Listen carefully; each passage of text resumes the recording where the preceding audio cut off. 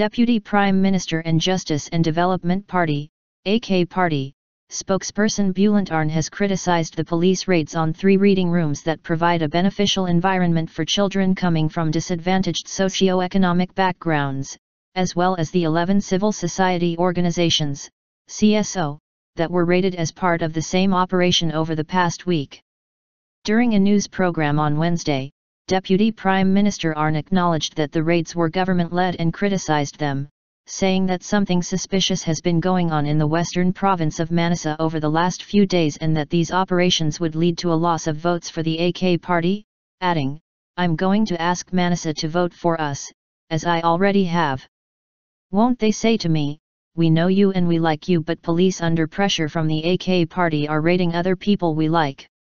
The police chief is doing this and that like the head of a gang. How can I reply when they say this to me?" Arınç continued to criticize the raids against the CSO, saying, "Police are conducting raids in the middle of the day. What are they looking for? The CSO are innocent. It is a very grave matter to these people that their associations are being raided like terrorist organizations." Raids were conducted on the Gaza Hak Nusret Kara Reading Room and Education Center, the Haraskoy Reading and Education Association and the Altunta Reading and Education Association. All are affiliates of the Ufuk Reading Education Culture and Cooperation Association, and all have been targeted because of their alleged links to the Hizmet movement, a faith-based grassroots initiative inspired by Turkish Islamic scholar Fethullah Gulen. The raids are believed to be the resumption of a government-led retribution campaign against dissenting sections of society, including the Hizmet movement.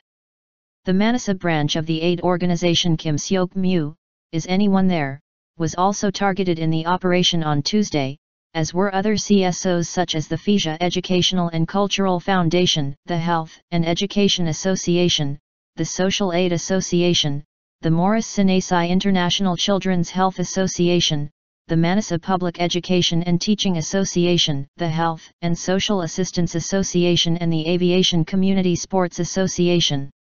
Mehmet Davsan, the head of the Manisa Public Education Teaching Health Association, formerly an Mamhay-type association and one of those associations targeted in the police operation on Tuesday, criticized the government, saying, "Those who said they would harm the Mamhay-type associations have done the biggest harm to those in Manisa. The name of our association is Public Education Teaching Health Association, but the real mission of the association is to build and sustain Mamhay-type associations in Manisa. Our only wish is to keep our associations afloat, and raise new generations for Manisa and for our country," Davsan stated.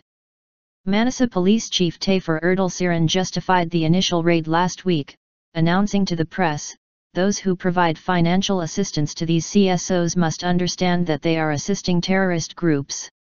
However, Siran's remarks have sparked criticism due to a complete absence of evidence that the groups have any links to terrorism. Police operations founded on suspicion and opinion are now the norm in Turkey, after a judicial package introducing the much-criticized reasonable suspicion clause was signed into effect by President Recep Tayyip Erdogan on December 12. This law lowers the threshold for searches and reverses a reform from February 2014 that had only allowed courts to grant police the power to search people and property if there was strong suspicion based on concrete evidence. The operations are widely believed to be an act of retribution by Erdogan's administration for a corruption investigation that went public in December 2013. Erdogan claims the Hizmet movement initiated but failed to conduct a coup against the government. The graft probe incriminated 4 former cabinet ministers, businessmen with close ties to the government, senior bureaucrats, and family members of then Prime Minister Erdogan.